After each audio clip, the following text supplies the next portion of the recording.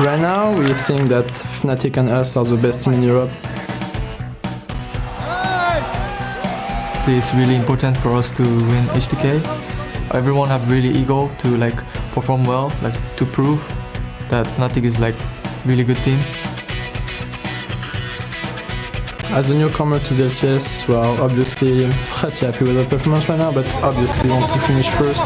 Yarden, onslaught of shadows onto him. Can he stay alive? I don't think so. Tuni picking him up. Kasi just gonna get melted after the fact. The way they play the game, the way they try to snowball and take vision is almost always the same. So it's kind of predictable what they will respond to our aggressiveness. Of LCS, we had a really poor showing against them. It just wasn't us at all. H2K are showing up, and they have taken 3 in reply for 1. We maybe have to win the split and take our 4th title to prove that Fnatic is actually one of the best teams, if not the best in Europe.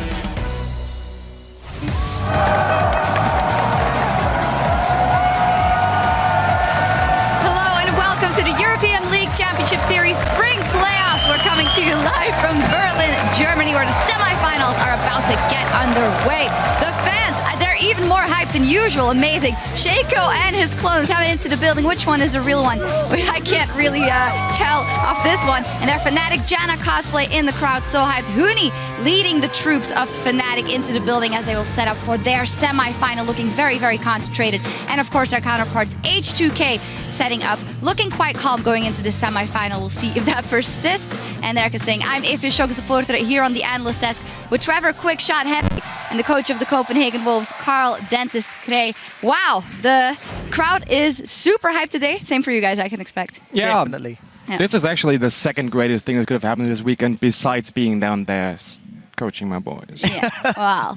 No worries. Still put up a good fight, and we're very happy to have you here as well. And as you say, a lot has happened since our quarterfinals last weekend. Most notably, the addition of a new team to the LCS to replace the 10th place Meet Your Makers from the Spring Split. The brand new LCS team, Origen, 3-0 versus Copenhagen Wolves Academy right here on our stage, and just a very impressive run for them all around. Definitely. Origin is a team that, they were good the whole split long. They were like one of the only challenger teams that scrimmed regularly LCS teams in the practice weeks.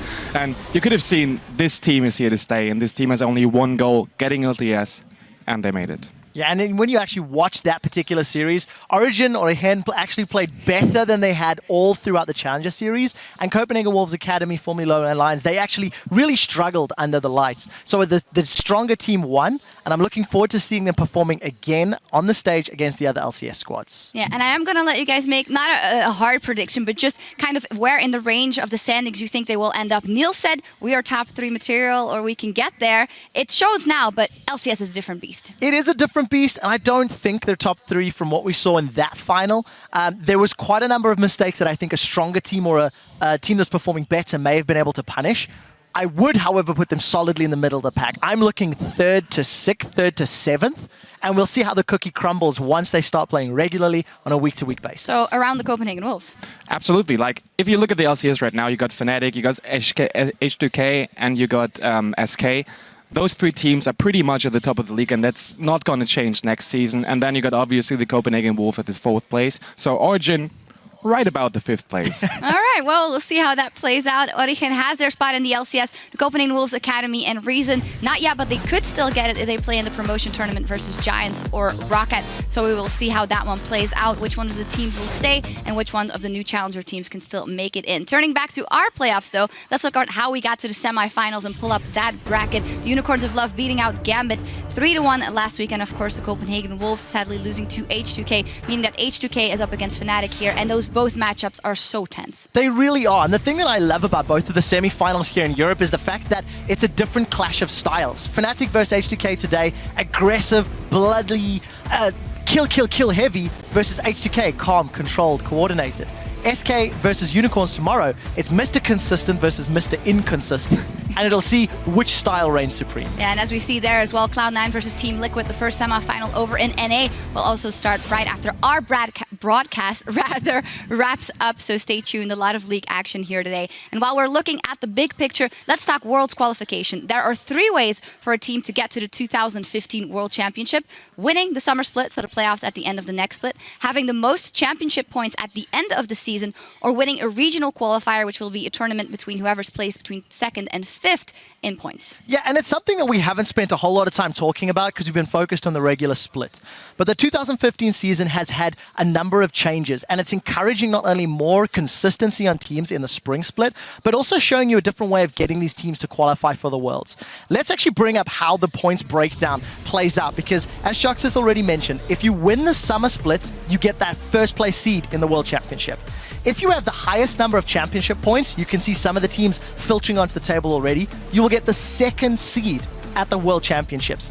And the teams that are placed 2nd through 5th on this table at the end of summer will do battle in a 4-team regional qualifier, and that will give you your 3rd and final seed from the European LCS to take place at the World Championships. Yeah, absolutely. This format is just the best you could have chosen. You got the 3 best teams from the LCS going into Worlds. You got the best team of the summer split, which is always going to Worlds. You got the hottest team when it comes to meta, the winner of the regional finals. And you also got the team that performed the best during the whole year with the most points in both splits. So you could have done it any better. Yeah, well, fantastic point. And indeed, we'll have the best representation there at 2015 World Championships. And now we also know where they're going to be held more specifically. We knew that it was going to be in Europe, but now we also know the specific venues. We'll be starting off with the group stages in Paris at Le Doc Pullman, the quarterfinals in London at Wembley Arena, the semifinals at the Brussels Expo, yay! And it all leads up to our return to Berlin, Germany for the finals at the Mercedes-Benz Arena. Trevor, for us, not quite as much jet lag as the previous years, but still a fantastic travel. Definitely. If anybody thinks back to All-Star Game last year, the crowd was absolutely crazy. The folks in London, they went ballistic as well. I'm very excited to travel back to those venues. And of course, for all the Belgian fans in the audience today, of which we know there are many, you can hear them. Going to Brussels is going to be fantastic. I think the venues are great. I think the fans are excited. And I sincerely hope we get the cosplay, the screams, the yells. Yep. Just let them tear the roof Hey, off. I can vouch for it that the Belgians will give you all the other fans a run for their money. They're going to be so active. It's going to be great. For all the details on Worlds 2015, of course, head over to lolesports.com and keep an eye on that for all the info. We're not at Worlds yet, though. We need to make it through the regular season first. And with all of the new champion picks on the LCS stage over the past few weeks, we want to make sense of the Shaco Nautilus Cho'Gath metagame we're in. Tweet at LOL Esports and let us know which champion combo do you think is the most powerful in the current metagame and why, Dentist. For me, as the coach of a team that is rather late game oriented, it has to be Lulu Kog'Maw. The Juggernaut is a composition that is just perfectly played out. If you survive the early game, you're going to be beast in the late game. So Lulu top, Kog'Maw AD carry, doesn't get any better. I find it hard to disagree, but I don't like the fact that you have to survive early. So I'm going to go with a jungle top combination, and I'm going to borrow one that Fnatic actually ran.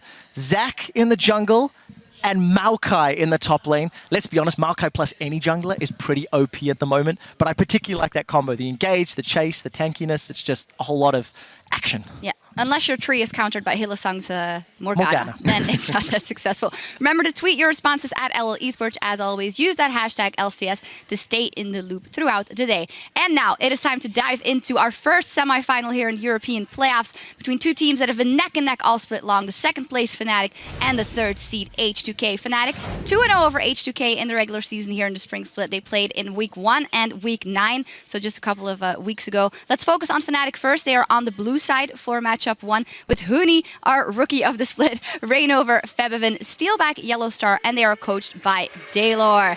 Yeah, well, it's been all chance for Fnatic all the time, and especially for Huni. The story of the split of these guys is really incredible and impressive. 4 rookies together with Yellowstar, and they have done exceptionally well. They were always at the top of the split, and haven't dropped a lot of games. And what we've been talking about in the beginning was, well, they're one-dimensional, super aggressive in their team fights, and that's what they get their lead off. But if you're so good at that, why change it? Absolutely. There's nothing to change if you just regularly take games off of every team in the LCS. Yes, they have the same playstyle the whole split, but it works. And I'm sure they won't change too much today. They will still go with the early game aggression, with the brilliant map control, with the vision control, objective control. They're just brilliant. And don't forget, you got Huni. And Huni is the top laner with arguably the best top lanes in the game. So Yeah, it's definitely the case. When you look at somebody like Huni, who is a playmaking top laner with the highest kill participation of any top lane in the league, he's doing phenomenal for his team. But as a squad, Fnatic being one-dimensional, something we've talked about, the same SK, the same Fnatic, Fnatic are just more aggressive, and because they're always punching, they're always in your face, they make life difficult. I'm going to be looking at Huni when we look at this top lane because in the playoffs, tanks have reigned supreme. 7 wins, 2 losses on Maokai Sion. Hecarim is currently 0-4. And that's quite a surprising stat considering how successful he's been elsewhere. The thing is, we haven't seen Huni run Hecarim. He's currently 2-0 on that champion. I'm going to say it, he's the best pony in Europe. And I'm very excited to see how well he can play. Look at that, 82% kill participation. His teleport ganks, his timing is off the charts, and H2K are going to have a difficult time reining him in. Yeah, definitely. We're going to have to take a look at how they will do that. And turning on the red side in Game 1, we do have H2K with Oduwamne, Lulex, Ryu, Yarnan, Kasing, and their coach Prali, the coach of the split. So we have the rookie of the split on one team and the coach of the split on another. They were 3-0 in their semifinal versus the Copenhagen Wolves.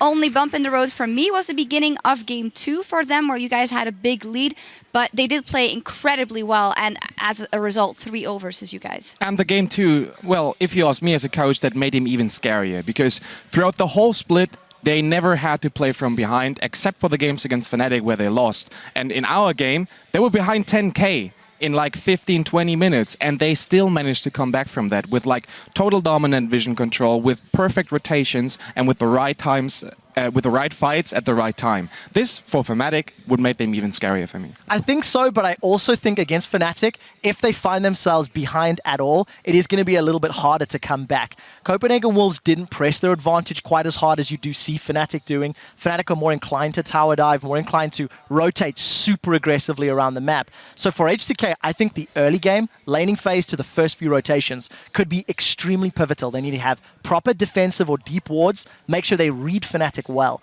because I don't think they can bounce back if they get in that position. Absolutely. If H2K gives Fnatic a lead of 8k, they're going to just run with it and close out the game in 25 minutes. For a reason, they are the strongest team in the mid game. Yeah, absolutely. And that brings us to our featured matchup for the day between two supports that are the backbone of their team's success, Yellow Star and Kasing. Yellow Star, as said, leading that pack of rookies to the top of the tables in the European LCS. And Kasing, even though they're actually also rookies, coming in, and from the moment he joined, they went on a tear in H2K. Yeah, but the thing is, we never heard why. We've constantly asked H2K, what did Kasing bring? What did it change? And everyone's like, well, the team dynamic's better, calling's better, everything is just better, you know, but there's nothing concrete about it, which is weird. It's just this magical ingredient that you can't explain. Works. On the other side, Yellow Star, he's built this team. You know, he took Febiven from H2K. Keep that in mind. Febiven qualified to the LCS with H2K in the expansion tournament, bailed on them, joined this untested team of Fnatic with imported Koreans for the first time in Europe, and, you know, and they've just played phenomenally. So great, decisive, strong calling from Yellow Star as the father of the team, and this magical chemistry ingredient from Kasing that has brought H2K in. And just one quick thing, H2K would not have been in the LCS if it was 8 teams. H2K didn't qualify for the LCS. They needed an expansion tournament to get in, and now they're arguably the third best team. Absolutely, yeah. Can only concur. One last thing, glad you mentioned it. Febiven versus Ryu is, of course, a huge matchup in the quarterfinals. Ryu, for me, definitely stepping up. But then Yamato said, for me, he had always been top 2 in EU. That is something that, for me at least, wasn't as clear as it was in the quarterfinals. Yeah. As a follower of the Korean scene, I knew what that guy is capable of doing. Like, most Western fans just know him from the Faker highlight video where he's the second set. But for me, he was always like an fairly underrated mid laner in the West, and especially in the playoffs, that guy showed up. If you ask me, that guy was the MVP of the game. All right, well, there we go. We'll see how he does in this one versus Febiven. And with things ready to go on stage, let's hand it off to our dapper duo at the caster desk for pick and bans. Thank you very much, Shocks. Hello, ladies and gentlemen. I'm Devin Pyrotechnics Young, and I'm here with, of course, Martin Deficio Linga. We are just a few moments away from picks and bans in this first game. The crowd's already like at 800%. How can we get any more hype than this, Deficio? What an insane game as well. Fnatic H2K, the two best teams in terms of mid-game in Europe right now. And both the teams know they play around 35 minutes on average. So these matches here, there should be so much action from early to mid game, and we should barely even make late game before we have a winner, if they stick to the style we've seen before from these teams. Right, and the really interesting part about it too is it's a very big clash of styles. You've got H2K on one hand, they're very objective focused. They don't have to fight, but they're not afraid to if they need to.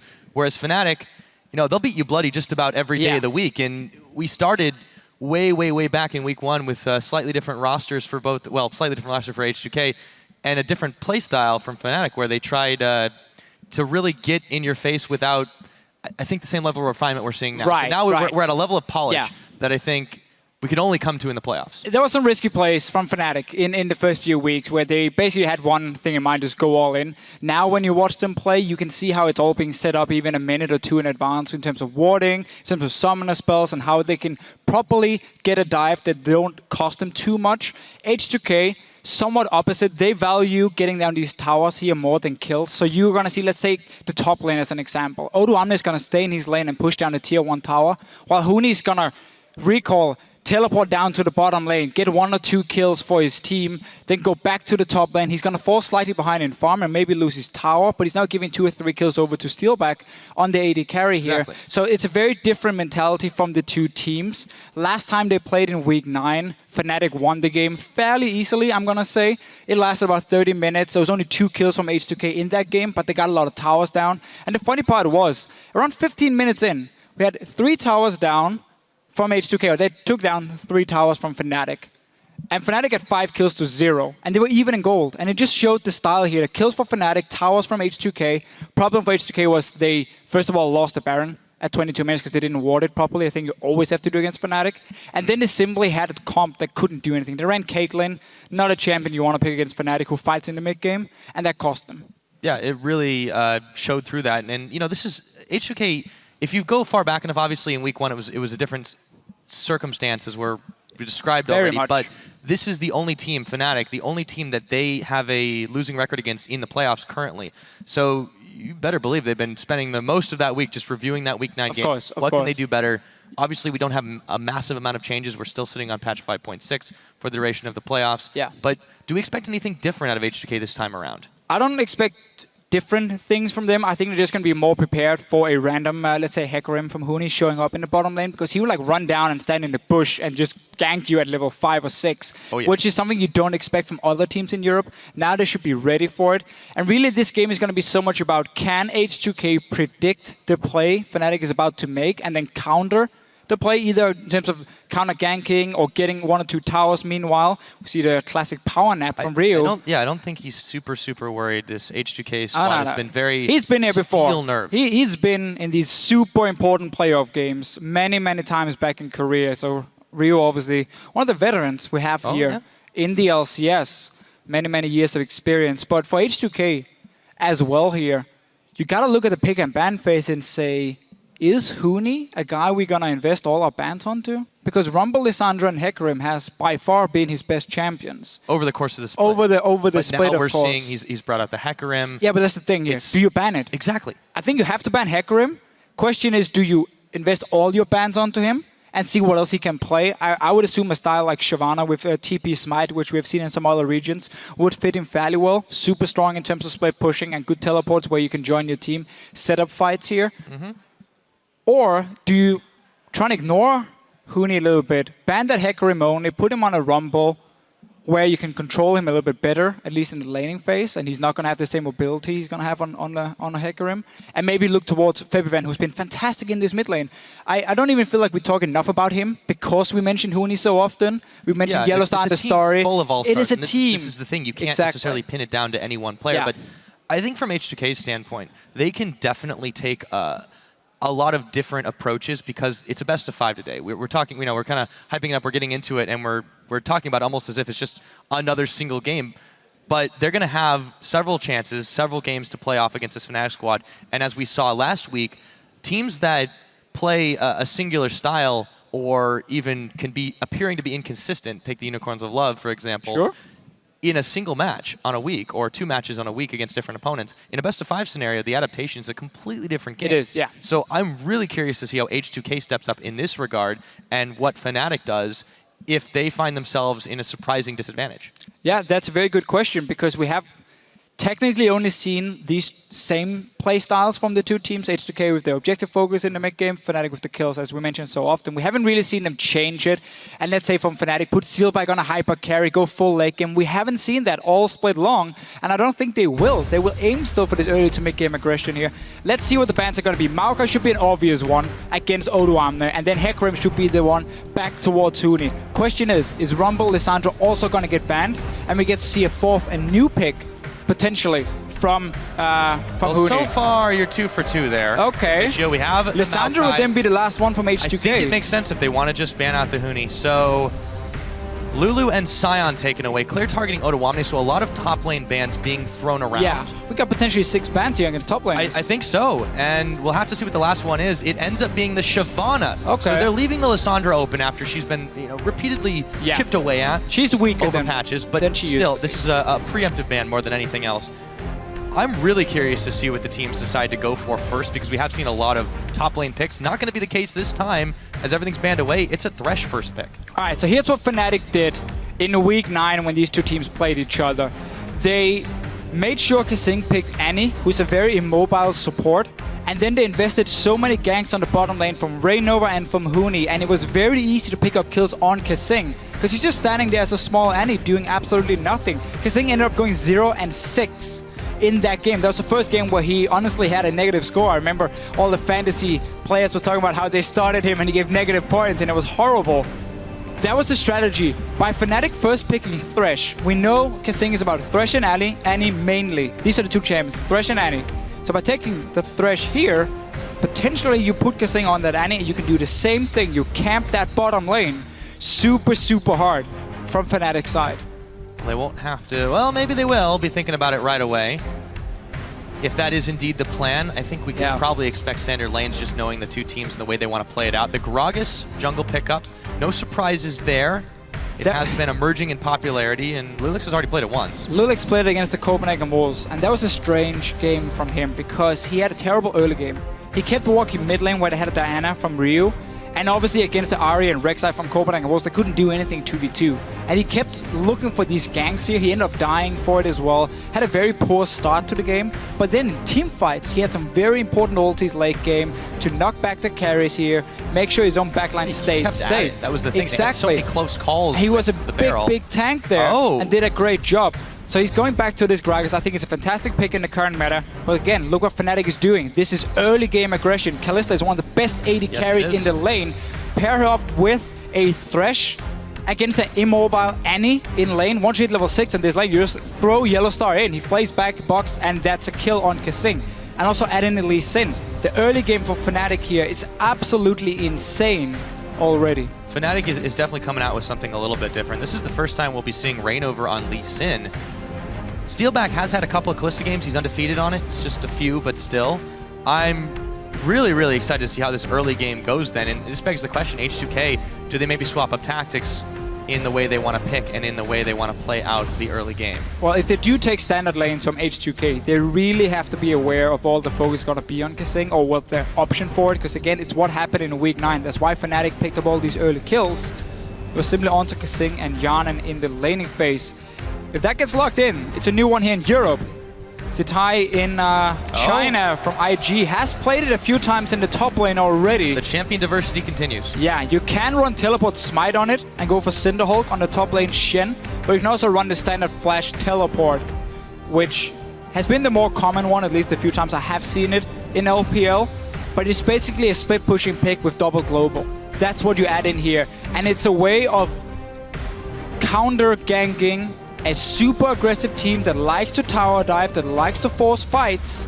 You have a Shen now with his ulti to quickly turn it around, and he can even get back to his lane with the teleport if needed. So this pick here from H2K and this entire pick and ban phase, if you look at the setup, ignore the Annie for now. Sivir, obviously you want to mainly engage with her, but her mobility, her ulti also helps you if you have to kite back, if you have to extend the team fight and buy time for your team. You got disengaged from the Gragas if you want to use it that way, and you have this Shen here, which is so good for counter ganking. The laning phase is not going to be the greatest for Odoamne in the top lane, but it's a big tank, and it's one that can punish Fnatic.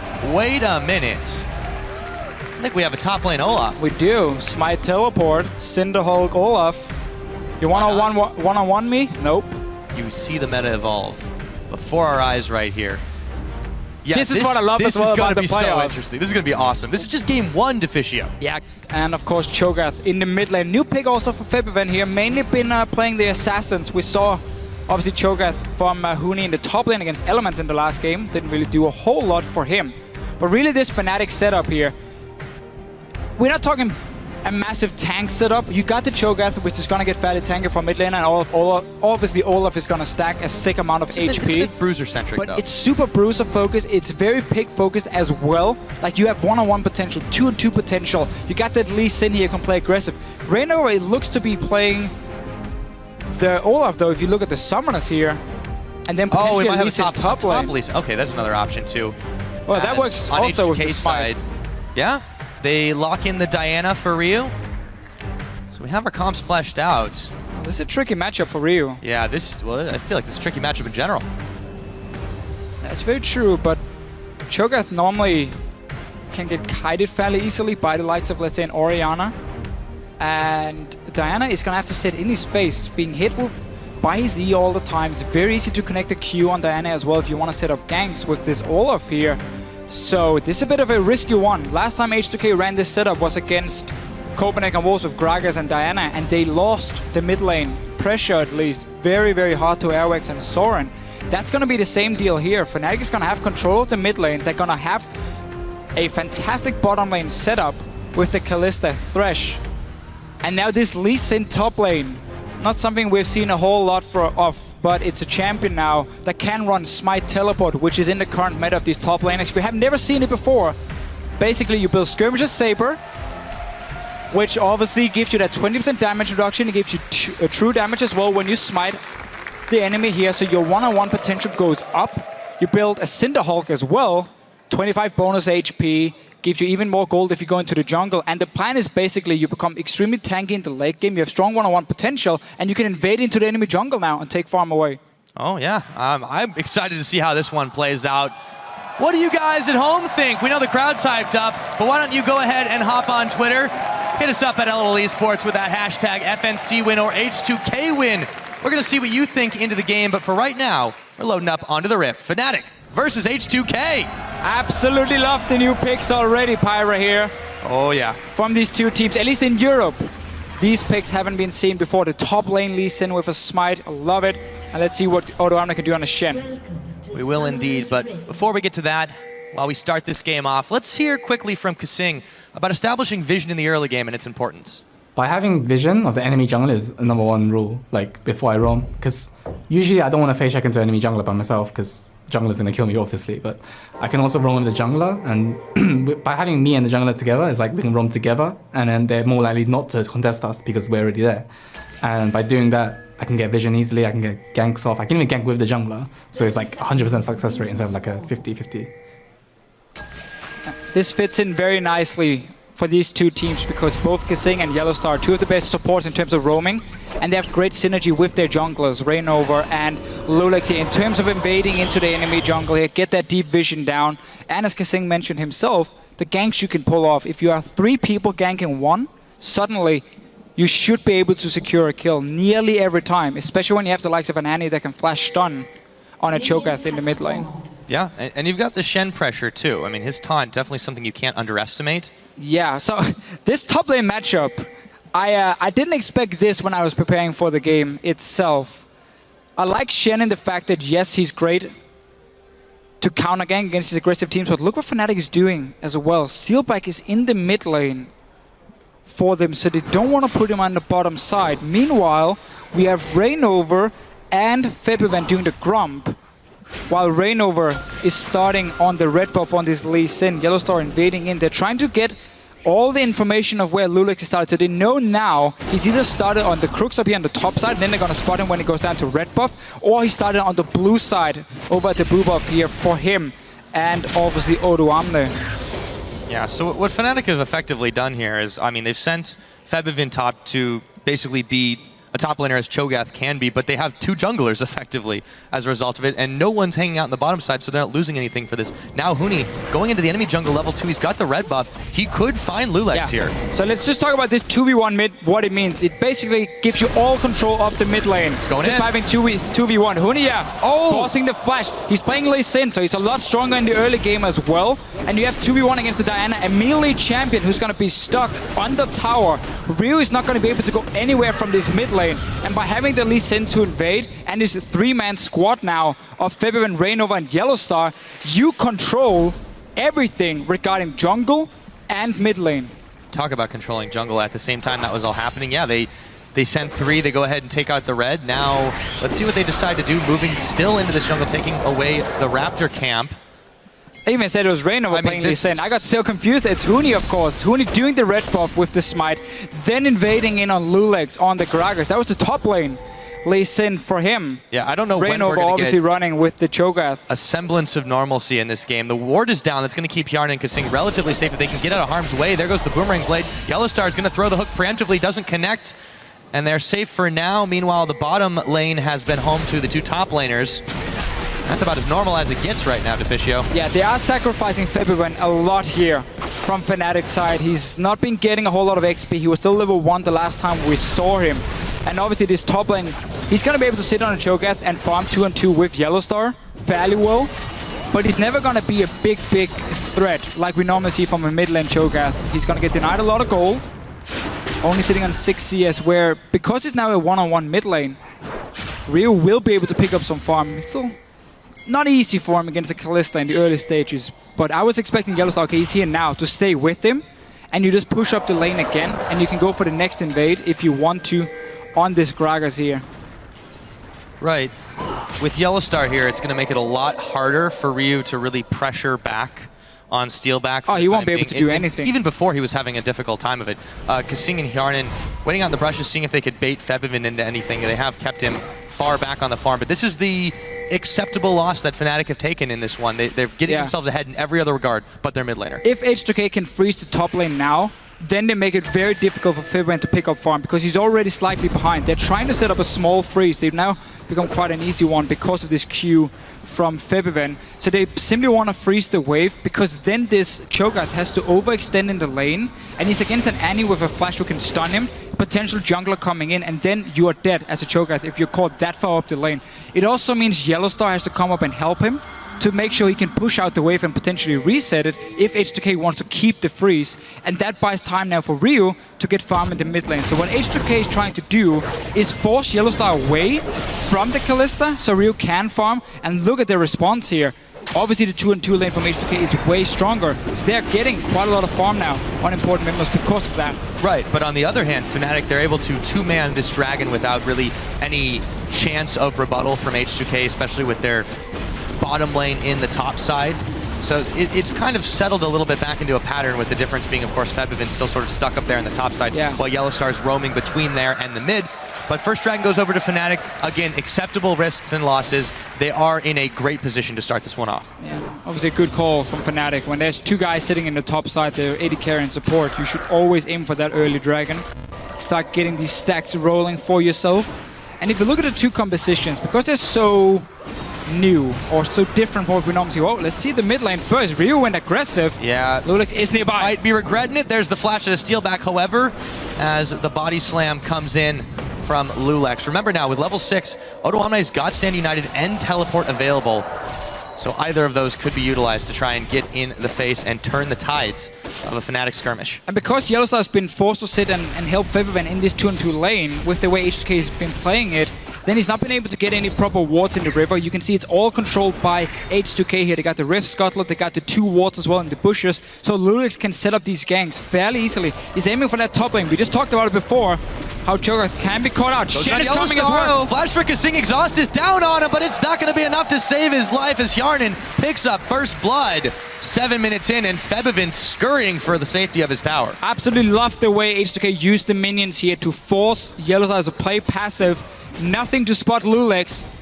Shen ulti was used, not exactly needed. I think H2K were hoping to pick up 2 kills here, but then you have a teleport. You're back in your lane already from Odom. Let's see it again. Notice the river. It's all controlled by H2K. Finally, when Yellowstar thinks he can go to ward, well, there's a jungler. There's even a Shen killing him. And if you look at Fnatic's composition here, it is very mid-game focused. Lee Sin is a champion that will always fall off late game in terms of damage. He's gonna deal Kalista as well, struggles when it comes to killing big tanks in the late game, because you need so many stacks before you can take them down. And you often also build like BT, which is not very effective against the big tanks here. You need crit, you need single target damage if you want to take them down.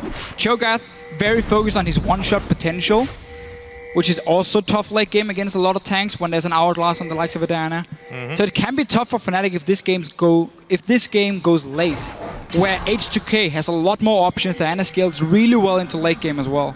Yeah, and H2K have to know this too. If they can last in, they're not just trying to safely play out the early game. They're matching Fnatic's aggression blow for blow. And, you know, with that first blood, they get some definitely good gold onto Hjarnan here. He's in a very good position versus Steelback, who's now gotten up to the top side. Reignover's joined him there too, and so is Yellowstar. We'll see what happens going forward. Oh, face call. It's going to be Yellowstar. Doesn't quite get the play he wants. Didn't get the play, no. And let's just highlight that H2K, in a matter of seconds, managed to adapt to this 2v1 setup in the mid lane from Fnatic that you clearly don't see very often. And they talk about how we need to bounce the wave on the top side, so they pushed the wave into the tower, let the tower kill all their minions, and then they started freezing it on the way back, forcing Yellowstar, as we mentioned a few times, to sit up there with Febiven, not being able to ward, not being able to invade into the jungle anymore, and not being able to deny Ryu any farm. Look at the difference between him and Febiven here. That was so important and so well played from H2K, which has basically made them win the early game. And this Fnatic early game was backfired for them. Yeah, the Dragon play looked really good, but since then they really haven't been able to accomplish much, and let's see if that changes. But Lulex, he's spotted down on the bottom side trying to move into Fnatic territory. Reignover there as well. Steelback and Yellowstar are backed against the wall right now. They're going to have some assistance from Reignover in a moment, but let's see what happens. This tower's nearly gone. And the mid tower from H2K, which was where they could have taken some damage due to Kalista being there, is taking close to none. So H2K is going to get a tower. Everything else from them is completely safe. And when you play against Fnatic, your auto turret is so important. Let's see what happens though. Tibbers is down, on the hunt was popped, the smite went down. Reignover actually has to turn and run tail, but Kasink picks him up anyways. Talk about backfiring. Yeah. And that's a tower too. Hey, we said before the game, for H2K, the important thing is trying to predict what Fnatic is going to do when these aggressive plays comes in. And if you can then turn it around. This was perfect, but that was also a mistake from Fnatic. Reignover diving in with the Ghost even after the flashes hit, took so much damage and then turned around way too late. H2K playing this so well. Lulex is around here just to secure Hjarnan and Kasing, potentially get down to deep ward 2 as well.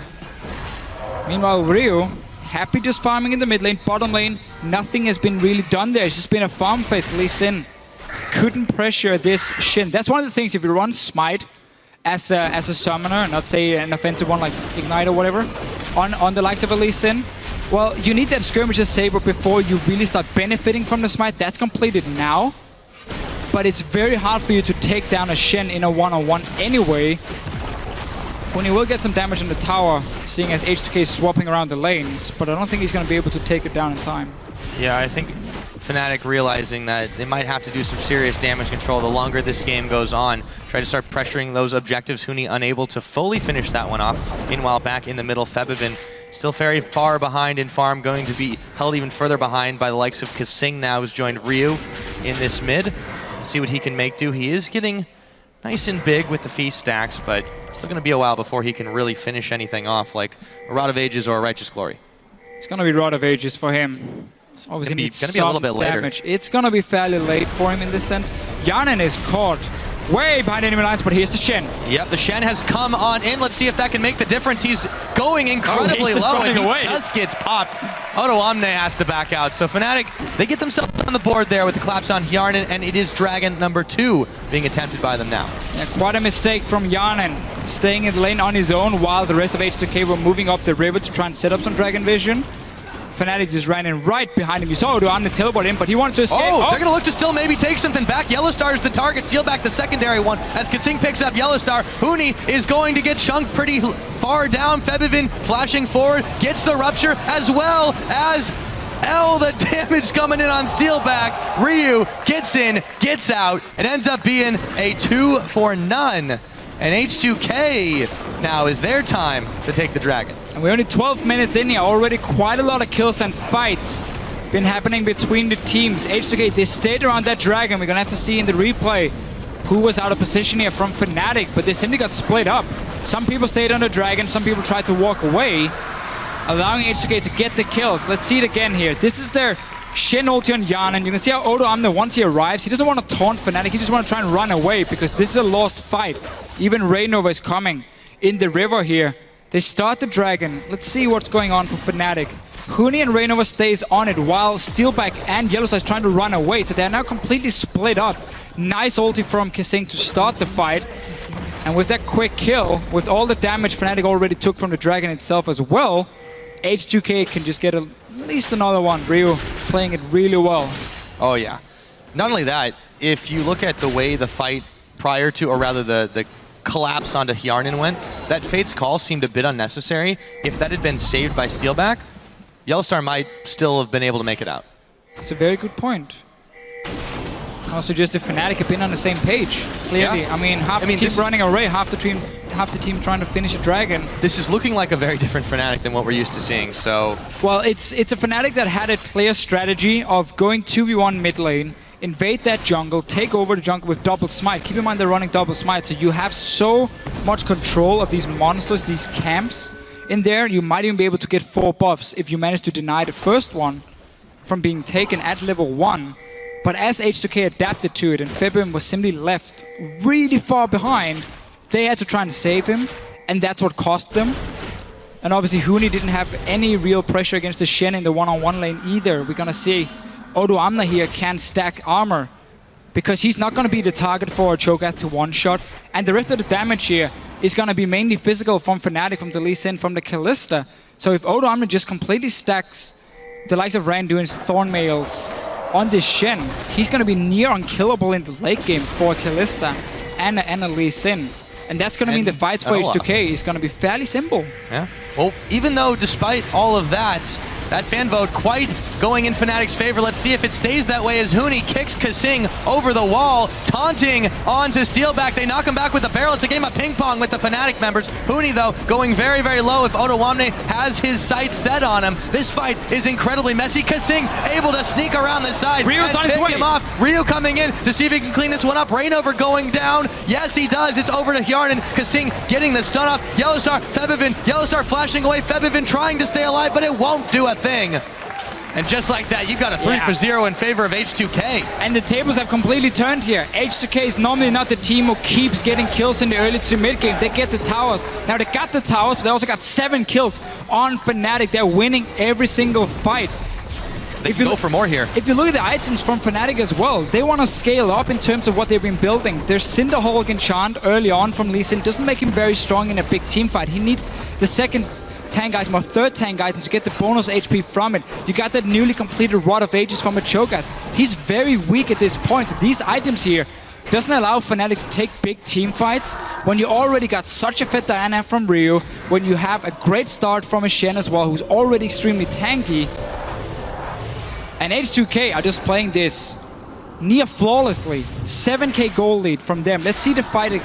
TP is coming in from both. Huni gets stunned instantly. He doesn't really have a whole lot of damage to add in this case. Kasing barely takes anything. He's kicked to safety in anyways. And this is why you run flash on the Shen, so you can taunt flash. You start the taunt animation, then you flash after.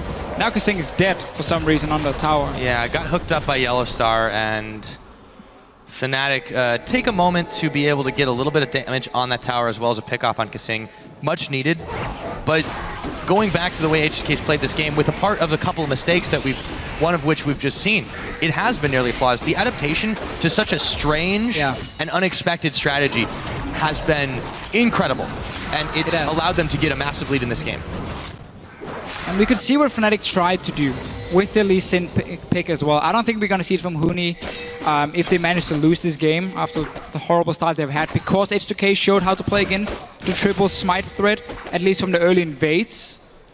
And that's obviously where Lee Sin adds nearly all his power is in the early to mid game. Late game for him, he's just going to be a bit of a tank. Not going to offer a whole lot else. Does have the insect he can use, but that's about it.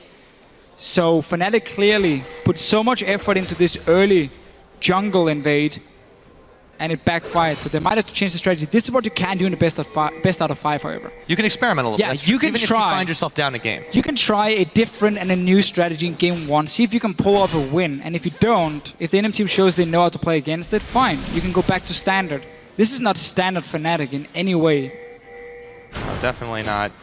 So we'll see if they can salvage this game or how it does turn out. We're 18 minutes on the clock right now. It's a dragon apiece, but the gold, the towers, and the kills all tell a big story for H2K. Big lead for them as they roam down to this interior bot tower. Kasing eats a sonic wave, but Huni's not going to follow through on that one. There are way too many team members of H2K here. Tower getting chunked down. Reignover trying to make a show of force, but it won't be enough to deter anyone. And H2K grabs that tower for just a few bites out of their health bar. Yeah, Fnatic wanted to trade 2 towers here.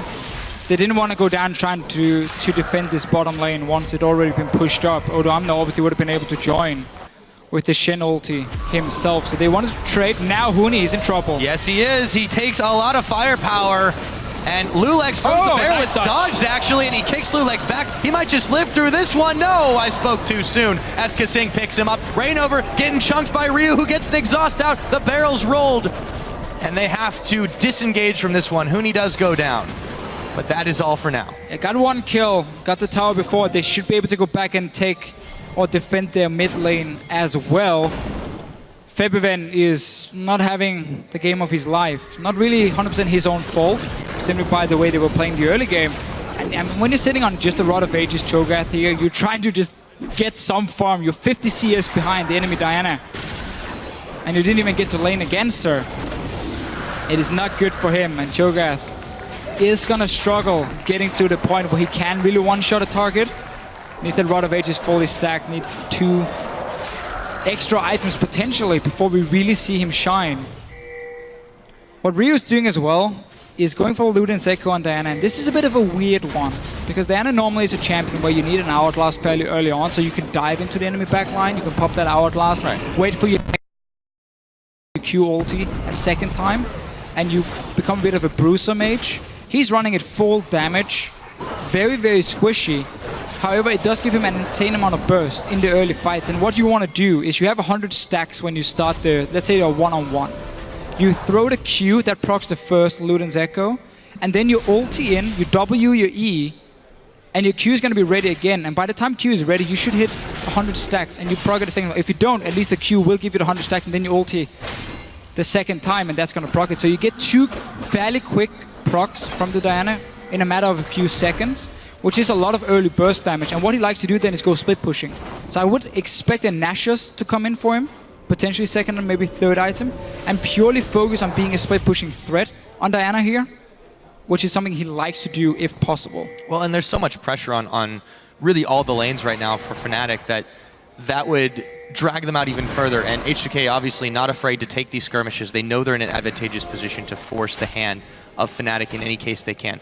So we saw while there was a couple members defending the mid, the dragon was taken, so it's a 2-to-1 advantage for H2K here. 21 minutes on the clock as 3 members here, Lulex, Hjarnan, Kasing, and now joined by Odoamne. Were attempting to push this, but it got cleared very, very fast. And with all that pressure here, we're going to see what Ryu can do in the middle versus Huni. Yeah, he can do a lot. I think it is quite a lot. Huni's going to maybe try to push him back, but still. Yeah. Waves are starting to mount, but the map is totally controlled by H2K at this point. They are dictating the pace of this game for the foreseeable future. Yeah, and what they're doing now, because Baron has spawned with 21 minutes in, is they focus on the top side of the map. That will give them control of the mid and top lane, and also Baron control, which you always have to respect. Because if they start a Baron or just bait it, it might force Fnatic to move out of their base and come in and try and stop them. And then there are so many wards from H2K to spot Fnatic all the way into the Baron, and they can just engage and get the right team fight for them, pick up a few more kills, and that's such a tough situation to be in for Fnatic. That's exactly what Kasing is trying to do here, just pushing Huni away. And I want to see what Huni's going to do in this Lee Sin now. Because the pick was obviously meant to snowball from the early game. That backfired completely. Now he's just building full tank with the Cinderhulk. But that means he's a tank with a very low amount of utility. There was a nerf to Lee Sin quite some patches ago where he no longer had the attack speed reduction from his E, which was a big deal for him in terms of his team fighting. Huni here is going to be all about kicking someone back to the rest of Fnatic and otherwise just be a tank, nothing else. And that's going to make this Lee Sin pick look extremely useless. Well, and the issue is they've also got another fairly dedicated tank in Reignover at this point. Febivin, as you mentioned before, hasn't really had time to get the items he needs to scale up. So where are their damage threats? Right now, it's pretty much all on Steelback. It is. And it's not even like he's fed on Kalista. Yeah, 2 kills is great for him. He's going towards Phantom Dancer, which I like a lot, instead of the Hurricane build we still see from some Kalista players. You need to get some crit if you want to take down big tanks. You need to focus your single target DPS. Otherwise, you're not going to do anything to the big front line. So I like the fact he's not aiming for that Hurricane as a second item. But it's still going to take such a long time because he's going to need a Last Whisper. Might even have to go for Infinity Edge late game now that he already has that Phantom Dancer to kill a tank. And that's 2 items which he's not going to get within the next 10 minutes, where H2K is looking to close out this game because they're already so far ahead. Ryu, because he has so much gold, when he goes back you get another large rod. He's even going for Death Cap now. Second item. And this bot lane fight here is not going to do a whole lot. Just 2 tanks with no damage hitting each other. So much armor on Otoamne after he's completed his Randuin's Omen. And you're right, it's going to be incredibly difficult for Fnatic to really do anything here because their damage threats are going to take a while to get up to where they need, and the rest of their team by that time will have significantly fallen off in utility. So what can they really do here? I mean, they have to get a perfect engage, and even then I don't feel like they have enough damage. No, yeah, as you said yourself, you gotta see if you can get a pick. If they don't get caught first, Febivin getting knocked back into the team, getting pulled to safety, but in mid-transit, Ryu's gonna snipe him off. Yellowstar getting pulled back by the Fates Call, but Reignover is not so lucky. They chase him through, get the stun off, and they're gonna go for broke here. The tower will chase away H2K for the time being, but with Febivin gone, it's starting to look like Baron time. Yeah, we talked about this Baron here a few minutes ago from H2K. Why they put all the focus on the top side of the map was so they had this Baron control, and you saw Fnatic, they had to move in, had to get close to see if H2K were doing a Baron, and that forced a team fight from them. Oh! Yeah, that's a snipe. Ryu, he was on fire against Copenhagen Walls. He was so good in every single game. 4-0 now. That was 4-0. After that Crescent Slash. Yes, indeed. Baron being started up. Do Fnatic have anything left in the tank? It's going to have to be a Huni steal. If anything, he's biding his time, going around the side. They're going to see him. He throws the ward in. They're going to be able to get the sweeper out to clear it away, but do they have enough to be able to make it happen? Reignover now has joined the party. The Baron's low. He gets away. Huni manages to pick it up, but can he make that play for his team? Steelback trying to kite, but he's going to fall down. That's a double kill now over to Hjarnan. They may have stopped the Baron, but they might lose everything here. Febivin going down to Ryu. 5th kill of the game for him. Oh my goodness, what just happened? Well, what happened was that H2K didn't stop the damage while Sonic Wave was on the Baron. Huni got in, managed to steal it, but H2K clean up a few more kills for them. Might even be able to get a tower here with Kasing and Hjarnan taking it. I mean, that was, I guess, somewhat the least Fnatic could have hoped for in stealing that Baron, but at the same time, it wasn't even worth it because you gave up so many kills for it, and H2K doesn't need the Baron to win the game. Yeah, if anything, yeah, they got it on 1 or 2 members. They denied it a little bit, but still trying to just take the Dragon now. They may not even be able to secure because Lulex is in here. It is going to get secured finally. Okay, so they get a second Dragon. They're doing everything they can to Fishio, but I feel like they've pigeonholed themselves. Let's see this Baron fight again, though. So what H2K did was use the sweep on the ward here to disable it, and that's why Huni connects the Q to have their HP on the Baron. He jumps in with it, steals it. Right here, though, Fnatic should not fight. They should just let Huni go on a solo mission and say, try and steal it.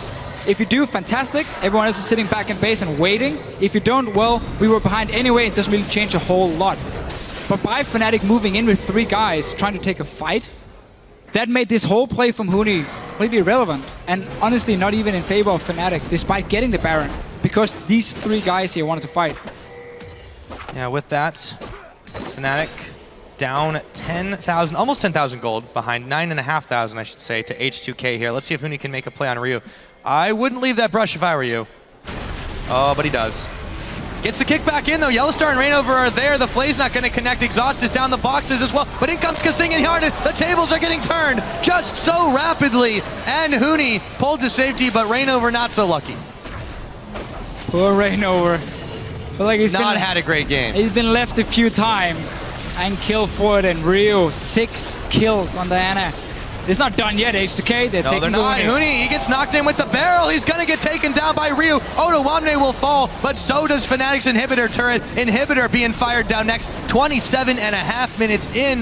H2K continue to press their lead against this Fnatic team. This comp here from H2K with a Shen top lane has been so effective. At every single time Fnatic try to make a play, Otoamne would be there, help out the team. He's obviously building full tank. We talked about how he could just stack armor. I mean, look at this.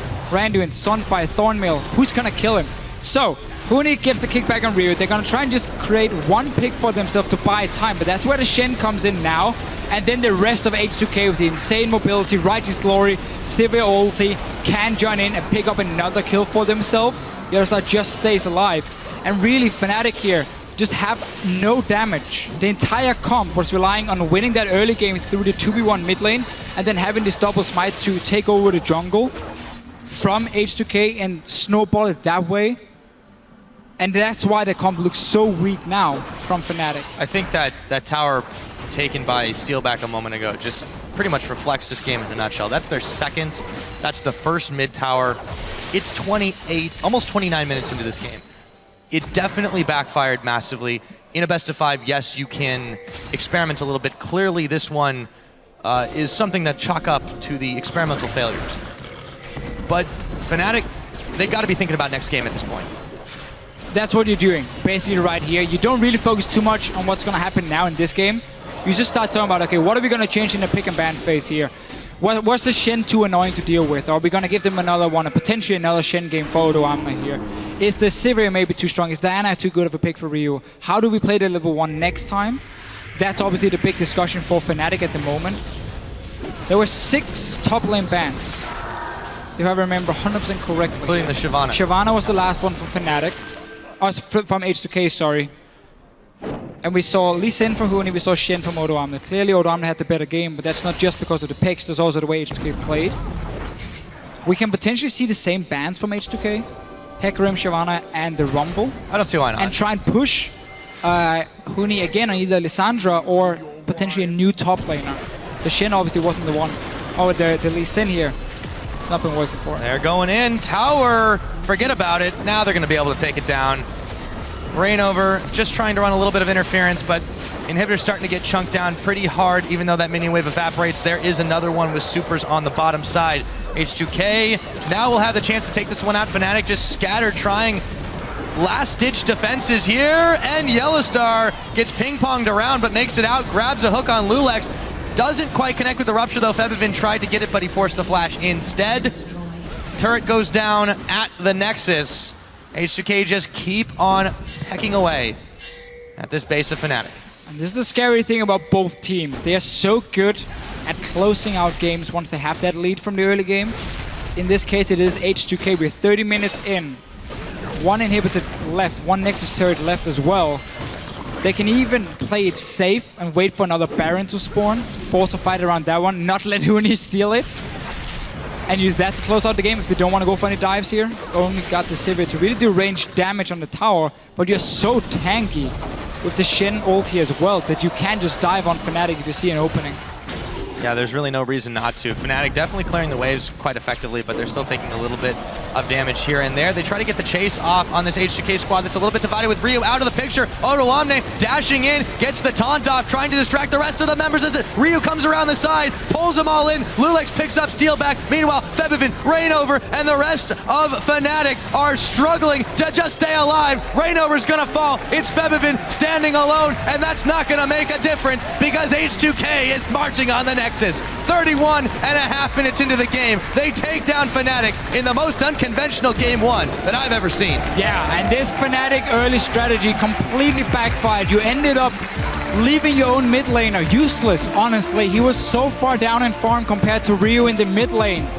And this Cho'Gath pick then just did nothing. 193 CS for Febiven, 319 for Ryu on Diana, simply by them first freezing the wave, forcing Yellowstar to come defend, allowed Ryu to get a one-on-one lane in the mid lane against the Kalista.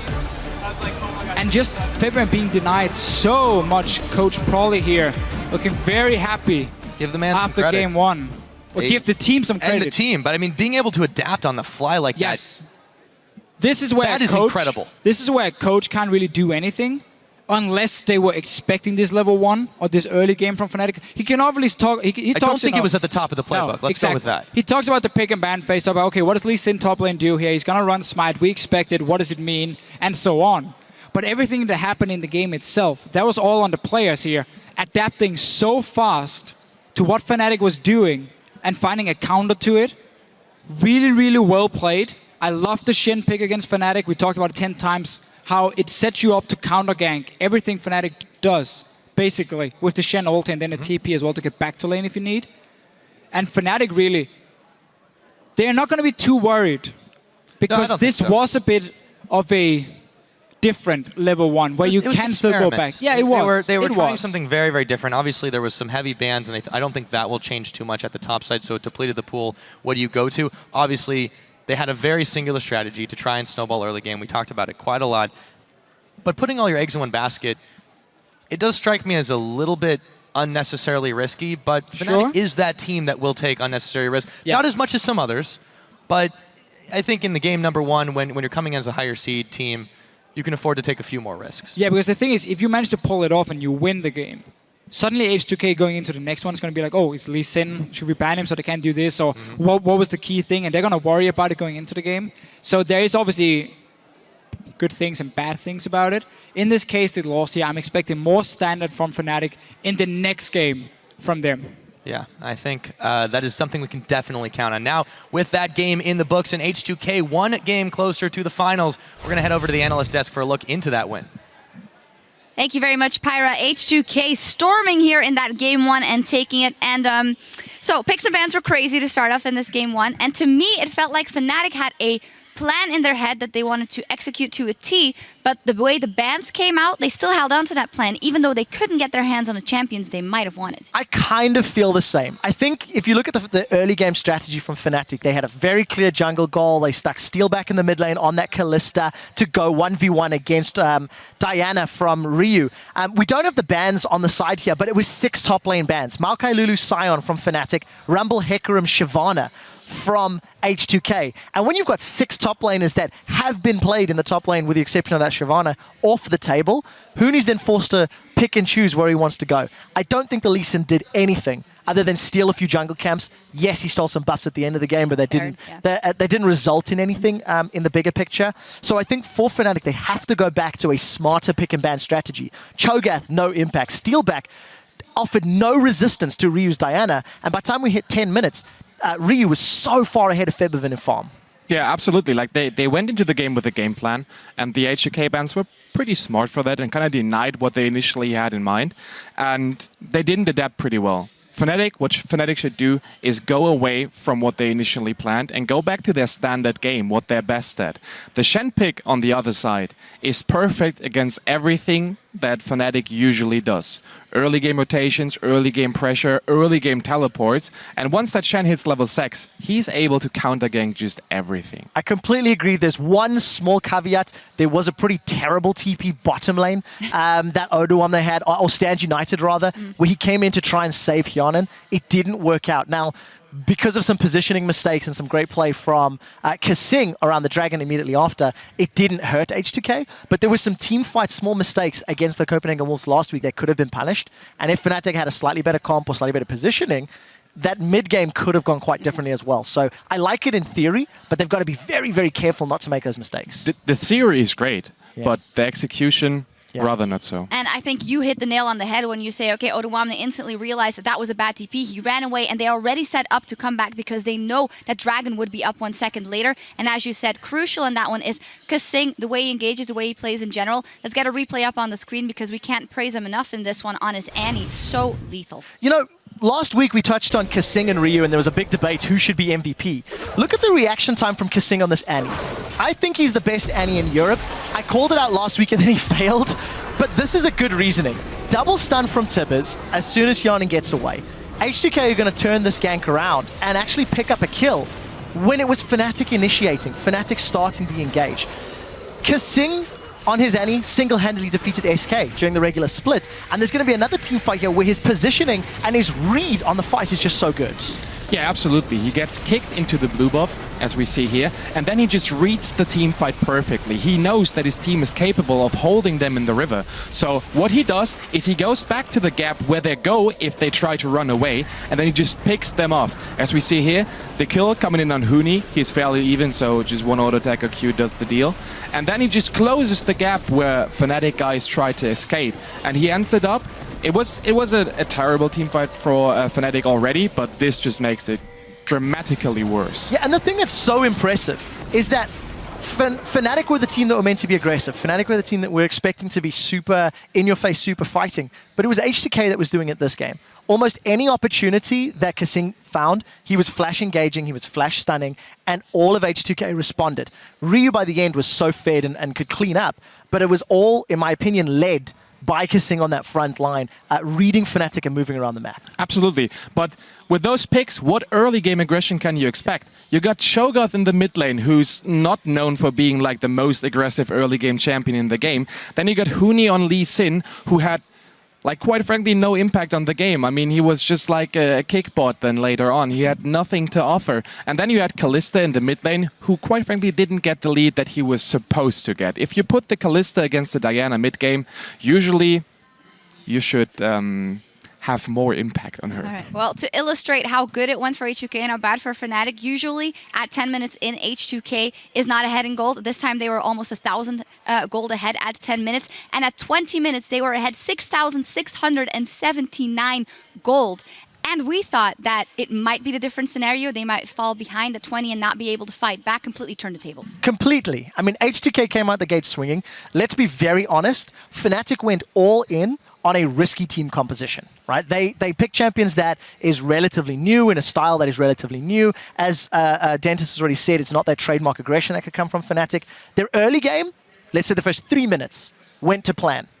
And then nothing happened, right? They didn't get the leads. They didn't stomp their lanes. H2K just mechanically outplayed them. So that all-in strategy backfired already by 5 minutes. I think if they go back to a more standard team comp and style, we shouldn't see that same drastic lead in game 2, and it should be a more competitive, even grounds. Especially knowing that they were 2-0 up over H2K when they ran those compositions that they liked. So we'll see what they go for. And as the team is ready up for game 2, we'll hear from Fnatic's surprise star on what it's like to go from being a familiar face in Korean solo queue to being the fan favorite of the European LCS. In Korea to practice for the World Championship, we played against Huni and his team. They were really good. I was in Samsung Galaxy, but only just practice players. We won really easy versus Fnatic. He was a really good player, and then I was a bit worried, to be honest. Huni was barely speaking English, so we really need a translator, which was running over. So both together was really good, having the combination of them. 잡았다. I think we can kill him. 천천히. We got first blood. Nice. 밀어. 같이 밀자. I can carry this game. No joke. When I improving my English, we could better communicate. I was impressed of how fast he's learned English. We can see the improvement, and yeah, he just reminds a bit of me when I was younger. He's just smiling all the time, being happy, trying to improve everything he can.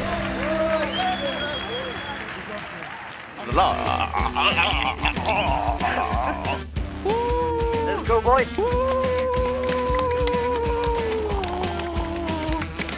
I didn't know all chat is on streaming, so I only think if I give some fun for my team, they can smile, so they lose nervous, they can more focus. Why today so all shut up? We're all nervous. What? Is this nervous? Yes. Oh, big problem, guys. If we like say something random and then it make us funny, so we can like get rid of some nervous. I really like seeing this attitude because it makes the mood really good. I love it. What are you going to say today to make yourself even more famous? Oh no, I'm stop trolling. Really, I'm never more so trolling. I want to stop famous. I'm really famous, you know? Before enjoying Fnatic, I have 0 followers. I have no fans. Honey. I have to carry. Okay? Please give me kill. If I just played well, they called Huni. It's really good for me. I get more confidence, I get more focus, and feeling is really happy. Did you expect to be this famous? How do you feel about that? 정말 제가 이렇게 유명해질 줄은 제가 이렇게 말하기는 그런데 유명해질 줄은 몰랐고 레딧도 그렇고 제 팬들 분께서도 저를 굉장히 좋아해 주셔서 다행이라고 생각하고 있어요. 그리고 앞으로도 좋은 모습 많이 보여드릴 거고 팬들 분께 감사하다는 말씀드리고 싶습니다. I am a sports star, look like that. It's cool. So I'm really glad.